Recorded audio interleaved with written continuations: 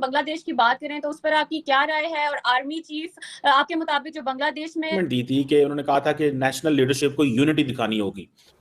पाकिस्तान से बहुत अच्छे रिलेशंस हो चुके हैं और जहाँ तक ट्रैवल्स का दोनों कंट्रीज़ के बीच फ्लाइट्स ओपन होने का, पाकिस्तान और बांग्लादेश के दरमियान बराह रास्त तिजारत का शुरू होना वैसे भारत के लोग भी आपको नहीं भूलते, वो भी आपसे बहुत प्यार करते हैं। नवाजी है। Bangladesh will also open itself up to Pakistani investment and मुझे इस बात का एहसास है कि बहुत से पाकिस्तानी टॉप बिजनेसमैन अभी जो आर्मी चीफ हैं उन्होंने भी एक धमकी दी। आर्मी चीफ ने इनको मोहम्मद यूनुस को कि मैं तुम्हारी बकवास बहुत दिन से देख रहा हूं। कुछ बैरूनी साजिशें थी और आपको पता है कि जब से पाकिस्तान बना है तो कुछ लोग हमें तोड़ने में और हमें नाकाम करने की कोशिश में लगे हुए हैं। तो आर्मी चीफ का पॉलिटिकल क्लास को ये कहना कि भाई साहब आप यूनिटी दिखाएं, लीडरशिप दिखाएं, अदरवाइज वो पापा ढूंढने के लिए गए हैं चाइना, पापा की तलाश में है।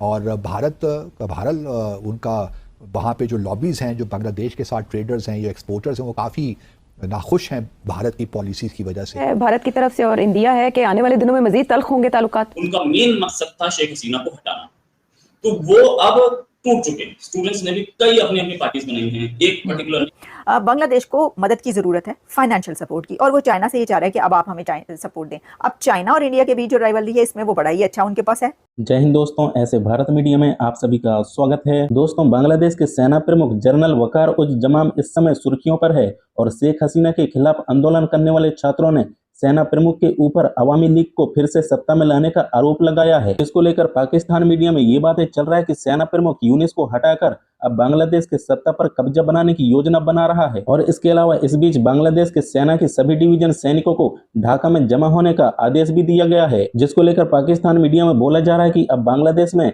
सेना प्रमुख तख्ता पलट करवाने की कोशिश कर रहा है। दरअसल ऐसा इसलिए क्योंकि सेना प्रमुख कई बार मोहम्मद यूनिस सरकार पर सवाल उठा चुका है। दरअसल दोस्तों, पाकिस्तान का नेता और बांग्लादेश के नेता एक दूसरे से हाथ मिला लिए हैं और भारत के खिलाफ साजिश कर रहे हैं, जिसको लेकर बांग्लादेश का आर्मी चीफ अब यूनिस सरकार का तख्ता पलट करने की तैयारी में लगा हुआ है, जिसको लेकर पाकिस्तान मीडिया में काफी ज्यादा चर्चा का विषय बना हुआ है। और पाकिस्तान का मीडिया ये बोल रहा है कि आखिर में बांग्लादेश में चल क्या रहा है। दरअसल पिछले वक्त मोहम्मद यूनिस ने सत्ता संभालने के बाद से बांग्लादेश में सरकार के प्रति असंतोष और अविश्वास बढ़ गया है। इस बीच बांग्लादेश में सैन्य तख्ता पलट की अफवाहें बढ़ रहा है और सेना प्रमुख जनरल ने आतंकी हमलों की चेतावनी देते हुए सुरक्षा को बढ़ाने की अपील भी किया है। पाकिस्तान मीडिया में यह भी चर्चा हो रहा है कि बांग्लादेश सेना ने अंतरिम सरकार मोहम्मद यूनुस को हटाने के चक्कर में लगा हुआ है और नियंत्रण पूरी तरह से अपने हाथ में ले सकता है और सेना को कानून व्यवस्था बनाए रखने के लिए कार्यवाही मजिस्ट्रेट की शक्तियां पहले से ही हासिल कर लिया है। और इसके अलावा बांग्लादेश की राजधानी ढाका को बीते कुछ दिनों में सेना ने पूरी तरीके से अपने हाथों में कंट्रोल कर लिया है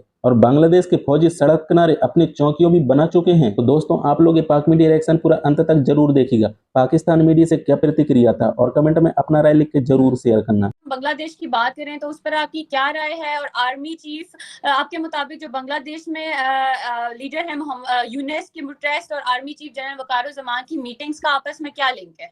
बांग्लादेश की जो सिचुएशन है, जब से शेख हसीना वाजिद जो है वो रिमूव हुई हैं, तब से सारी बात है एक डिफिकल्ट सिचुएशन है। वो इस तरह कि आपको याद होगा कि बांग्लादेश के जो आर्मी चीफ हैं वकारुज़्ज़मान जो हैं, इन्होंने एक जिसे कहते हैं ना स्टेटमेंट दी थी कि उन्होंने कहा था कि नेशनल लीडरशिप को यूनिटी दिखानी होगी, एक पॉलिटिकल स्टेबिलिटी दिखानी होगी, अदरवाइज जो है वो आपके लिए बेहतर नहीं होगा। तो आर्मी चीफ का पॉलिटिकल क्लास को ये कहना कि भाई साहब आप यूनिटी दिखाएं, लीडरशिप दिखाएं, अदरवाइज आपकी पोजीशन कॉम्प्रोमाइज हो सकती है। This is a point of concern for many in the region. चल थी जी कि बांग्लादेश जो है ना वो उसमें मिलिट्री कू हो सकता है। So you may not find any western press talking on that, but you will find every Indian जो प्रिंट और इलेक्ट्रॉनिक चैनल जो है that is talking on this. आपको वेस्टर्न प्रेस नहीं करेगी, लेकिन क्योंकि इंडिया के अंदर ये सारी की सारी जो इंडियन प्रेस है देखी जाती है, इसकी बहुत ज्यादा व्यूअरशिप है, तो वो फौरन सामने आती है। अब फॉर एग्जांपल ये भी सुनने में आया है कि टॉप आर्मी ऑफिसर जो है, जिनमें 5 लेफ्टिनेंट जनरल, 8 मेजर जनरल जो हैं, जो GOCs हैं, कमांडिंग ऑफिसर्स हैं, और बहुत सारे ब्रिगेडियर्स वगैरह इकट्ठे हुए हैं और ये इस सवाल के ऊपर डिस्कशन कर रहे हैं कि जो शेख हसीना वाजिद की जो अवामी लीग है उसकी गवर्नमेंट जो हटाई गई, अब लेकिन मौजूदा जो सेटअप है इसके ऊपर भी मिसट्रस्ट बढ़ रहा है। ठीक है जी, याद रखें बांग्लादेश के अंदर जो मेजर सपोर्ट बेस है for any government, that is the military. Military को बड़ी अहमियत हासिल हो गई है। पहले हसीना वाजिद जो कुछ करवाती थी मिलिट्री से करवाती थी, अभी ये जो केयर टेकर सेटअप है, इंटरम सेटअप जो है, ये भी जो कुछ करवाएगा जारी बात है मिलिट्री से करवा सकता है। लेकिन क्योंकि एक यूनिटी गवर्नमेंट बनी तो एक थोड़ा सा है जी कि शायद पता नहीं ये अवाम के वो जिसे कहते हैं ना अवाम का ट्रस्ट है इनके ऊपर। अवाम का ट्रस्ट देखें मोहम्मद यूनुस पे इस वक्त खत्म हो रहा होगा या खत्म हो रहा है या कम हो जाएगा, उसकी द रीजन बिहाइंड इज कि इलेक्शंस का अभी पता नहीं चल रहा, शेख हसीना वाजिद के मुस्तकबिल का पता नहीं चल रहा, बांग्लादेश के अंदर किस तरह का सेटअप चलने हैं उस तरह की सिचुएशन अभी क्लियर नहीं हो रही। ये सेटअप जितना लंबा चलेगा उतना ज्यादा मसले मसाइल बनेंगे। अब आर्मी की क्या पोजीशन है ऑन इलेक्शंस, आर्मी की क्या पोजीशन ऑन हसीना वाजिद, और फिर आर्मी के इस वक्त फॉर एग्जांपल इंडियंस ये कहते हैं कि हमारे बांग्लादेश की फौज के साथ अच्छे ताल्लुकात हैं। इंडियंस ये भी कहते हैं कि हमने जो काम, अगले दिन मैं इंडियन आर्मी चीफ जनरल विडरी को सुन रहा था एक पॉडकास्ट के अंदर, तो वो कह रहे थे कि हमें जो काम कहना होता है हम मिलिट्री टू मिलिट्री कह लेते हैं और हमारे अच्छे ताल्लुकात हैं।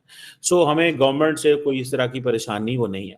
लेकिन जो इंडियन मीडिया है वो बिल्ड कर रहा है प्रेशर बांग्लादेश के ऊपर कि इंडिया की तरफ से मोहम्मद यूनुस को ना हो गई है, क्योंकि उसके बाद वो चाइना निकले हैं और पहले खबरें आई कि वो उनसे मिलना चाहते हैं। आखिर खबरें कोई वो कहते हैं कि ये धुआं सा क्यों उठता है, यानी धुआं वहाँ से उठता है जहाँ पर आग लगी हो, कुछ ना कुछ तो था ना कि जब ये बात की जा रही थी। अब क्या नरेंद्र मोदी साहब ने यूनुस साहब को इनकार कर दिया, ना कर दिया, उन्होंने कहा फिर असी ना ही समझी, और जब उन्होंने ये सुन लिया कि हाँ जी तुसी ना ही समझो, तो फिर वो गए हैं चाइना की तरफ। और चीन में उनके कोई 9-10 मेमोरेंडम साइन हुए हैं, और क्योंकि बांग्लादेश की जो सिचुएशन है वो इस वक्त इकोनॉमिकली बेहतर नहीं है, और जो ट्रम्प की तरफ से उनको पहले ही झटका मिल चुका है, देश को इंडस्ट्री उनकी कहा जा रहा है कि नीचे आ चुकी है, पाकिस्तान से बहुत अच्छे रिलेशंस हो चुके हैं, और जहाँ तक ट्रैवल्स का दोनों कंट्रीज़ के बीच फ्लाइट्स ओपन होने का, स्टूडेंट्स एक्सचेंज या आर्टिस्ट एक्सचेंज का, वो तो बड़ा ज़बरदस्त जा रहा है। लेकिन इकोनॉमी को पाकिस्तान कैसे सही कर सकता है या संभाल सकता है बांग्लादेश की, क्योंकि पाकिस्तान को तो अपनी इकोनॉमी संभालनी है। तो अब ये है कि अब IMF का जो अभी पैकेज मिला है, अभी IMF की तरफ से ग्रीन लाइट दिखाई गई है और बड़ा खुश हुआ जा रहा है पाकिस्तान के अंदर। तो इसका मतलब ये थोड़ी है कि वो जो IMF से पैसा मिला है वो पैकेज उठाकर वो बांग्लादेश को दे देंगे, ऐसा तो नहीं है ना। ये तो इंडिया है वो कंट्री के जो अपने बजट के अंदर बिलियंस का बजट रखता है दूसरे कंट्रीज़ के लिए, गरीब मुल्कों के लिए। तो एक गरीब कंट्री पाकिस्तान वो ऐसे कैसे कर सकता है। तो बात यह है, इसका अगर हम क्रक्स जानना चाहें कि बांग्लादेश को मदद की ज़रूरत है, फाइनेंशियल सपोर्ट की, और वो चाइना से ये चाह रहा है कि अब आप हमें सपोर्ट दें। अब चाइना और इंडिया के बीच जो राइवलरी है इसमें वो बड़ा ही अच्छा उनके पास है। ये तो एक वे कि हाँ जी ठीक है, आप नहीं ओके, आपने हमें जो है वो मतलब ये कि आप हमें जो है वो नहीं पसंद कर रहे या हमसे नहीं कर रहे, तो ठीक है हम आपके राइवल की तरफ चले जाते हैं। अब वो चाइना गए तो चाइना उनके लिए क्या करता है, चाइना उनको कर्जा भी दे सकता है, पैसा भी दे सकता है, उनको दूसरी जो सपोर्ट है, लेकिन वो वाली सपोर्ट नहीं दे सकता जो इंडिया दे सकता है। इंडिया का तो बॉर्डर्स है उनके साथ, सबसे लंबे सबसे बड़े बॉर्डर जो है वो इंडिया के साथ उनके मिले हुए। तो चाइना दूर से क्या कुछ, जैसे मैंने कहा कर्जा वगैरह तो मिल जाएगा, हो सकता है थोड़ा बहुत, लेकिन एज सच वैसे नहीं है। और चाइना को भी उतना फ़ायदा नहीं है जितना चाइना को पाकिस्तान से फ़ायदा है। पाकिस्तान और चाइना के रिलेशन से उनकी अपनी जगह। तो ये बात अगर आप ये देखें कि कहाँ पर आकर ठहरती है, तो बात यह है कि वो पापा ढूंढने के लिए गए हैं चाइना, पापा की तलाश में है।